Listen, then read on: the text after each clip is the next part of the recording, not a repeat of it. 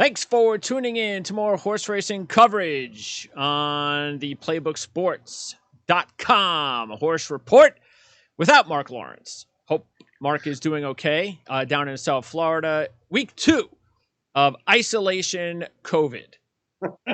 So, yeah, we do wish everything's okay with Mark. And as I mentioned to Mark off the air through emails or text, I can't remember which, better it happen now than when the football season actually begins, because that really is the big point of the season, that you don't want to have any issues if you're a major handicapper like Mark Lawrence. How's it going, John? Good, but he's okay. He's just in isolation, right? He's not sick or anything. As far as I know, he's just in isolation. There's no like major illness or anything. So, or at least that's, he hasn't led me on to believe anything.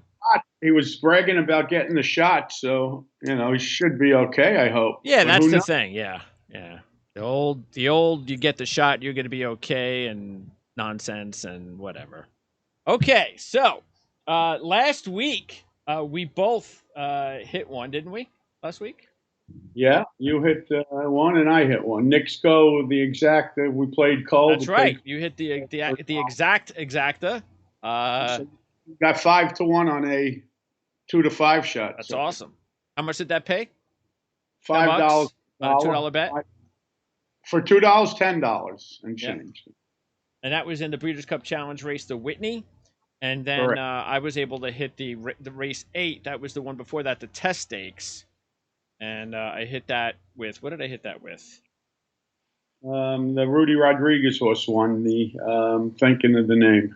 I don't remember. It was the bottom horse. I usually write this down. Oh, yes, Bella Sophia. There you go. Yeah.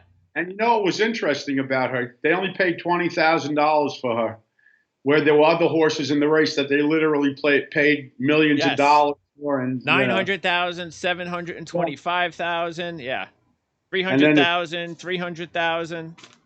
Yeah. So you never know. You never know. You're in that type of business, aren't you, John?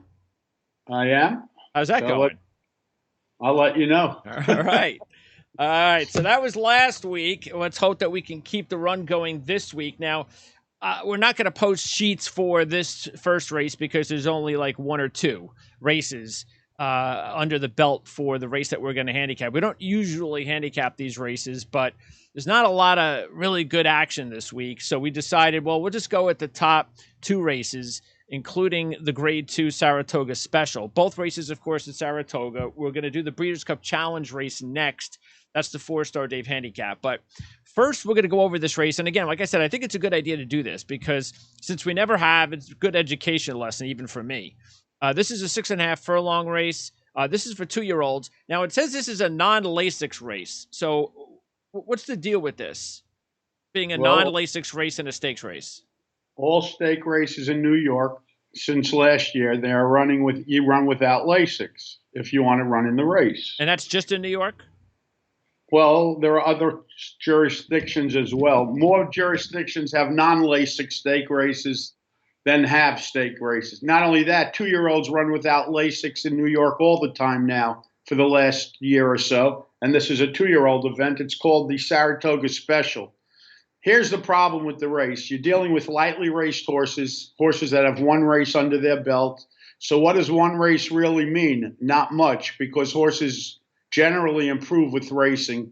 As their career goes on, the more races they have, the chance of them getting better is greater. So, that's the problem when you pick out a race like this. However, we're going to use some angles, I guess, and let's see if we can help the listeners and the viewers maybe point them in the right direction. Well, out of 12 horses, I'm just going to throw it right out there. And my top pick is number 1, Nakatomi, as in Nakatomi Plaza, as in Bruce Willis, as in Die Hard. Wesley Ward and Castellano, that's a good combination there. The thing that I just noticed here, the reason I'm going to go with Nakatomi is I like the fact that I'm getting 8-1 on a horse that ran a 14 first time out. No other horse in this field has run a 14. I obviously am a little bit concerned with the sloppiness of that first race. So how is he going to race outside of that? But I don't care about the last race because he had to go overseas. You got the travel. They always kind of screw up when they go overseas. So he's back. So I figured at 8-1, he ran a 14 first time out. Why not? Why not give it a try? Hopefully, I mean, I don't want the horse if I don't get at least around 8-7-1 though, 6-1 at the least. Well, if you could tell me he's going to run the 14, I'll run to the window because no one in this race is going to run a 14. He also ran the 14 early, which is very strong. Yeah. The earlier you run, the faster, the more potential you have to get better. So the 14 in April is a huge figure. The problem I have with the horse is that they did ship to Royal Ascot for his last race, and now they ship back. Yeah. So it seems like a lot on a 2-year-old. So for that reason, I was avoiding him. However, if he's a price, obviously he's a must-use. Yeah, what do you think? Isn't that a little unusual to be traveling so early? No one does that. Wesley Ward's the only guy that does that. He loves Royal Ascot. He ships a whole group of horses into Royal Ascot. They have it's like a week of racing for the Queen there. You know, it's a big deal. It's like a holiday for them. You know, it always seems like whenever I look at and again, I don't look at it as anywhere near as many sheets as you do, but whenever especially when I just even look at the daily forms and I see the results overseas, they just don't usually fare well. Well, he does well, though, believe it or not. He ships there and wins. Okay. On the grass, you know. Yeah, I'm sure they do. I'm just, it's so unusual. He enough of the horse to ship the horse to Royal Ascot, but it's not a usual practice. People don't do that. He's a rare exception to the rule where he does it, and he does have success. He wins. He ships horses that he won again this year, a couple of races. You know, it's unheard of, but he does it, and he's had success, so you can't knock it. Okay, the 2 is Gunite. And Gunite is a 5-1 shot. You got Asmussen training the horse and Santana. So that's a really hot combination this meet. Asmussen's doing a really good job here. 25, 18, 18, including breaking the maiden last time out with the win. So this is going to be one of your picks at 5-1. Well, he's had 3 races. He's never done anything wrong. Each race is better than the previous one, and he's on the improve, and he has experience. You know, when you have a horse that ran one race or one number in this race, how do you know what he's going to do second time out? He can go backwards just as easily as he can make a forward move. So this horse has at least somewhat of a history. He's moving forward. He has experience, which is an edge over one number horses in the race. So I'm using him, and he's 5-1. Okay, the 3 is Ottoman Empire, another cool name, at 15-1. And another trainer that's having a good meet so far. 22 last time out, 20 before that. So that doesn't look like there's anything to write home about. No, but he has a shot to run a 20. You have to, decide in your mind what you think you're going to need to win this race. Yeah. You know, I don't think a 20 is going to do it. I think you're going to need to do better. The 4 is Kiddodan, and Kiddodan is a 30-1 shot. The good thing about Kiddodan is even though it took 4 races to break his maiden, if you take a look here, the last 3 races going in the right direction, 26, 24, and then 18. Unfortunately, the thing that we don't like to see too often is the difference between 6 points there within a month and now coming back in less than a month. But 30-1, that's a pretty big number. So I wouldn't hold anybody back to put this horse inside a trifecta or even an exacta. No, I never took anyone off 30-1s, but this horse has a couple of problems. First of all, the Gulfstream shippers at this meet have not done well, and this horse's 4 races were all at Gulfstream. And like you said, he ran a 6-point new top on a race that was supposed to be run on the grass and came off the grass. So I would say that he's more likely to bounce than repeat or possibly make a forward move. Okay, next up is the 5 Midnight Worker, a 10-1 shot. You got the good combination of Pletcher and Irad Ortiz.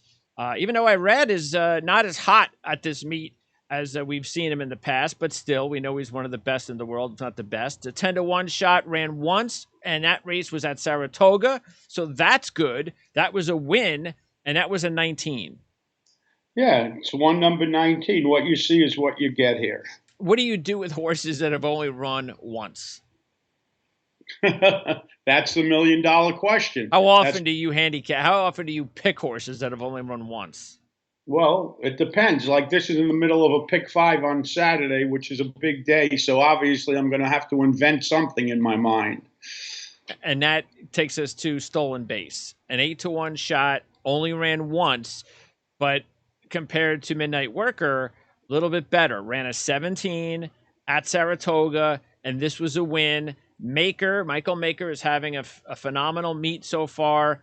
Ortiz is on board, and you're getting 8-1. I can see why this is your top pick.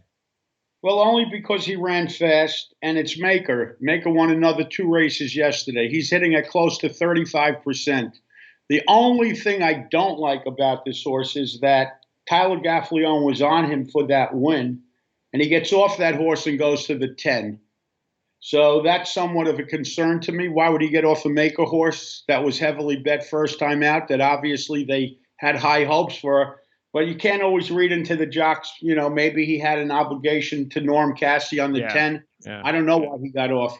But the fact that he ran a 17 and the fact that Maker horses improved second time out, he has a history of his horses moving forward. And this horse ran a 17, and I'm getting 8-1 on the hottest trainer on the track.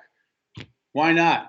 Yeah, and I'm probably with you on there's got to be something going on behind the scenes, because when we get to Glacial, the horse doesn't look like it compares much so far to Stolen Base. So, all right, the 7 is Double Thunder, and this is a Pletcher Velasquez combination at 6-1. Came out of the gates and ran a 17, and that was strong. Backed up to a 23 last time out in a Grade 3 race in his second career race, but that happened to be a win. So that's pretty impressive to come out 2 wins and then win a Grade 3 stakes race in race number 2. The only thing is you had the 23 last time out, but you're not betting that race. You're betting a race here where you're expecting maybe another forward turn. Yeah, but the reason I don't like betting horses that come off of wins with slow numbers is because you lose all the value. It's what I call a reverse buried race. The race looks good on paper, but figure-wise, it wasn't good. So, if he finished 5th or 6th with that 23, well, then I would play him to go to the 17 or 18, and the value would be that much greater. You lose value when you win with a bad number, and that's what he did. Well, the good thing is he's still 6-1. Well, move forward, yes. But it's Pletcher, Velasquez, they're going to take money. All right, the 8 is the favorite, Dr. Jeff. And Dr. Jeff went out there, raced once on with the Rodriguez and Rosario combination. They're going to try that again. And very impressive 15. But 2-1 on a horse in race 2, that's kind of hard to do. Well, the problem I have with this horse is he was originally scheduled to run that race on the turf. And the rains came and they took the race off the turf. So they thought that this was a turf horse. They were running him first out on the grass. It's the fact that he ran the 15. Yeah, well, if he runs a 15 tomorrow, obviously he'll be right there. But I don't think this horse is going to run the 15. I think he's more likely to react and go backwards. So you're thinking, okay, we thought this is a turf horse. Instead, goes on the dirt, wins impressively. We're going right back to the dirt. Well, this is a stake race, yeah. So, and he ran the fastest number coming in. Absolutely. No one else has a 15 coming in. Why screw with it? Yep. Exactly. But he's 2-1, so, All right, next up is Dance Code, a 15-1 shot. Ran a 23 last time out, a 20 in his first race. That was a win. Yeah, well, he's okay. He could run the 20. He's 15-1, but he's like horse. A lot of horses in the race. Yeah. Who can't run a 20? Yeah. Everyone in this race can run a 20 or better. The question is guessing which one is going to make that move and try to get paid for it. And the same thing with Glacial, who we just mentioned. This is the horse Gaffalione is going to be on board. A 15-1 shot, ran a 26 last time out after winning with a 20. Exactly. All right, the 11 is High Oak, a 12-1 shot, ran a 22 with a win first time out. Yeah, it's Mr. Mott. His horses improve with racing. He usually doesn't squeeze them early, so I could guarantee you he's probably making a forward move. And the 12 is Red Run, a 30-1 shot. Do not mistake Red Run for Red Rum. Steve Asmussen is training this horse. 28 last time after a win with a 23 on a sloppy track. Yeah, well, the wet track was the 23. The fast track was the 28. You know, even if he moves forward, I don't think he's running better than the 23. I don't like this horse at all. All right. And there are our picks posted up there. I am going to go with the 1 Nakatomi at 8-1. John is going to go with the number 6 at 8-1, Stolen Base. Okay, so that is it for race number 9 at Saratoga, as we now turn our attention to race number 10. And this is going to be the big race of the weekend, Breeders' Cup Challenge race, 1 mile inner turf, Grade 1 Fourstardave Handicap. And this is for 3-year-olds and up. And we start with the 1, Raging Bull. And as you can see here, and look, if we would have started 8 and gone all the way to 1, maybe I'd be easier to make the point here. But what I'm trying to say is when you take a look at the sheets and how nice they are, 6 and 4s, and even last year 4s and 6s, and the year before that 4s and 5s. Well, you haven't seen the rest of the horses yet, but I'm already going to tell you, nobody's got sheets like this in this race. I can't imagine this horse is going 9-5, John. This is clearly the best horse in the field.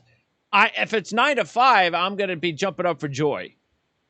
Yeah, the only problem he has is that he has no early speed, and speed's been very good on the grass. He's got to come from out of it, and they have to be cooking on the front end to help, set things up for his running style. So the only thing I could beat this horse, again, is his running style. He's breaking from the inside, and he's going to get shuffled way back. He's never up there, and he's going to come flying late, and he's going to hopefully get up and win. I mean, to me, he's the fastest horse in the race, and you have to try to find some value underneath him. Yeah, because look, the last time out, he had the same post position and wasn't able to win the race, lost, and he was a heavy favorite. Yeah. So it does happen. This is a Breeders' Cup Challenge race, by the way, too. It's a win and you're in. But again, the point is, again, as long as we're getting decent odds, this is clearly the best horse sheet-wise in the field. I agree. All right. Now let's go with the 2. Whisper Not. 20-1 shot. And before the 13, last time out, the numbers were okay here in the U.S. A couple of 7s, especially back-to-back. Those were wins. What do you think about this horse at 20-1? It's a big number. The sheets aren't completely bad. I'm not going to compare any horse in this field to the 1 because there's no use trying. So we have to try to compare the horses with every other horse except the 1. Well, the only problem I have with him is that California horses that ship east and run on the turf usually don't run as well as they did in California, for the simple reason the turf course there is not like the turf courses here. It rains here. The turf has some give. In California, it never rains. So the grass courses there are hard as a rock. So it's a different kind of race. Obviously at 20-1, the fact that he could run an 8 certainly puts him in the picture as far as exacta hookups, And again, I just have a general rule that I don't like playing Southern California horses shipping east on the turf because, again, I think it's a totally different surface. Yeah, and this was a horse that I mentioned before. I don't normally see these overseas horses winning, but after a couple of clunkers overseas, won the last 2 overseas races and was on a nice run until the last race, which was that 13. So again, not the worst idea in the world at 20-1, just to throw him into an exacta, because we're trying to definitely make some money here if Raging Bull does win the race. Okay, now let's go with the 3, and this is going to be Daddy is a Legend. Now, this is a long shot that I definitely, out of the 2, I'd rather go this way. Last 4 races, 18, 11, 10, 7, as you can see there on the board. Before that run, ran a 6 at Del Mar in 2019. So this is a horse that when you're thinking about putting an exacta in with Raging Bull, I'm probably going to do that with the 3. Yeah, I agree with you. I would use this horse for sure. At 20-1, he has a shot to run a 7, or she has a shot to run a 7 off of this line.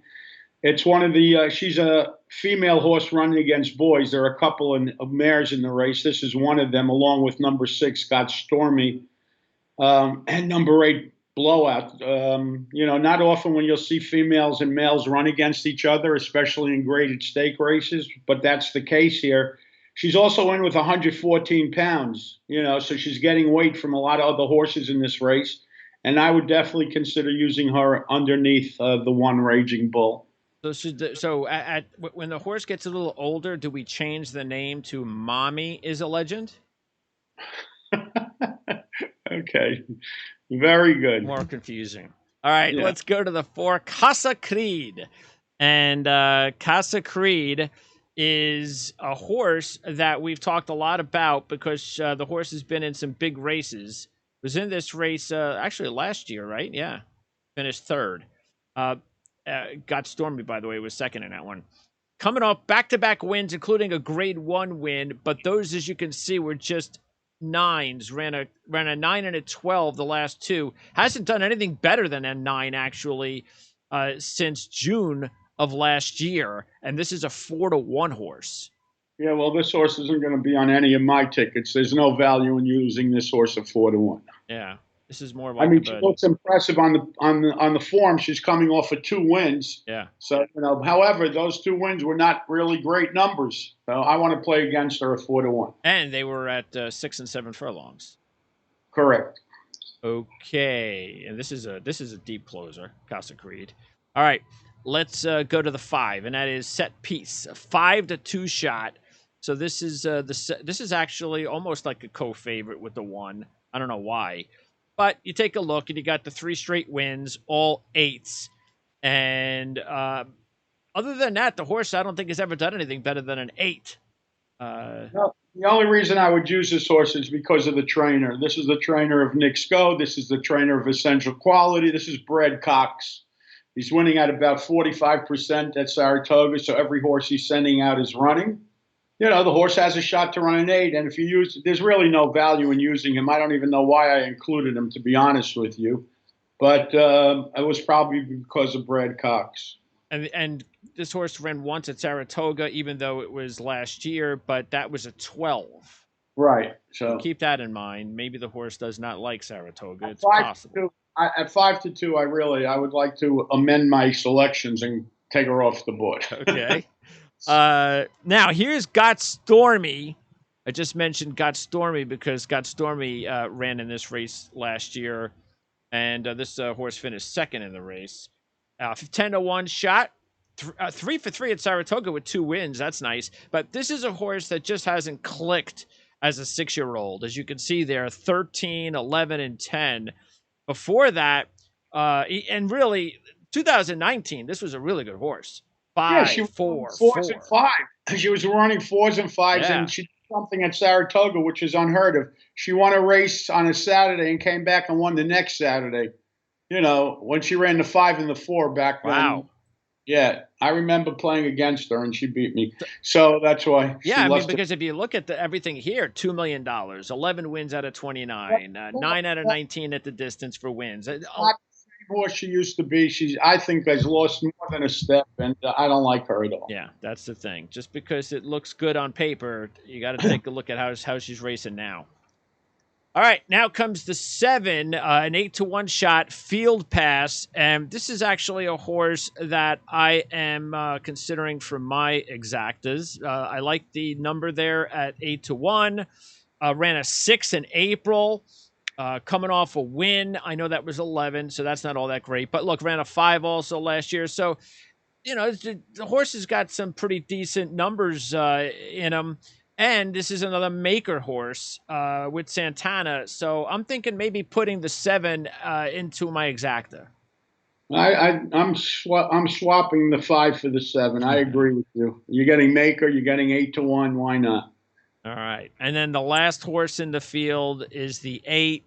And this is another horse, by the way, that I'm considering for my exacta. This is a horse that is 12 for 12 in the money with 4 wins. Hasn't won yet at Saratoga, but again, always in the money, including 7 for 7 at this distance. Just a very consistent horse, and has been getting a little bit better. First year, nothing better than a 10. or 2019. Then in 2020, 7s and 9s. Started off with a 9, so maybe you'll get a 7 on Saturday. Yeah, the interesting thing about this, you'll never see a horse like this that has 12 starts, never missed, never off the board, and has never lost a race by more than a half a length. That's what's amazing. The horse is there every time. She shows up every time. She doesn't miss a beat, and it's another Chad Brown horse in the race. So, and she's going to be on the lead. So she will be around at the finish. I mean, 12 career starts, 4 wins, 7 seconds, and a third, and never beaten more than a half a length. Crazy. That's crazy. Yes. So you gotta, if we're getting 6 to 1, and if the horse stays at 6 to 1, it's going to be the highest price that this horse might have ever run at. Yeah, well, I don't think she'll be 6 to 1. Everyone sees what we see. We're not inventing the wheel here. So yeah, but again, the sheets are good, but they're not like Raging Bull. Excuse me. Right, her sheet is fine, but again, no one has the 5s consistently, and the 6s that Raging Bull has. That's what gives her the edge. And there's our picks right there. It's no secret. 1 Raging Bull, 1 Raging Bull. No secret that Mark has no picks this week either. He's recovering. And next week, we're definitely going to Del Mar. We might stay at Saratoga because they have the Alabama Stakes, which is a grade 1. But Del Mar's got the Pacific Classic and the Del Mar Oaks, including 3 other stakes races. We're going to Del Mar. Yeah, so we'll be doing some Del Mar next week. Jon, appreciate it as always. Good luck on over the weekend and actually over the week. Stay safe and be well. Talk to you soon. Thank you.